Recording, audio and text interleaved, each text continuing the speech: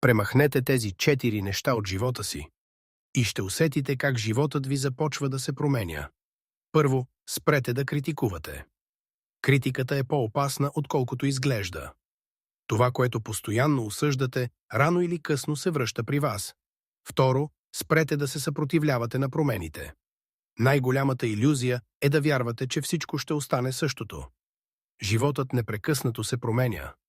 Колкото по-бързо го приемете, толкова по-спокойни ще бъдете. Трето, спрете негативния разговор в главата си. Умът никога не спира, а качеството на мислите ви определя качеството на живота ви. Четвърто, спрете да живеете в миналото. Докато живеете в спомените си, пропускате настоящето. Пуснете миналото.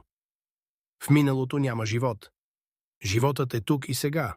Открихте ли някой от тези 4 навика у себе си?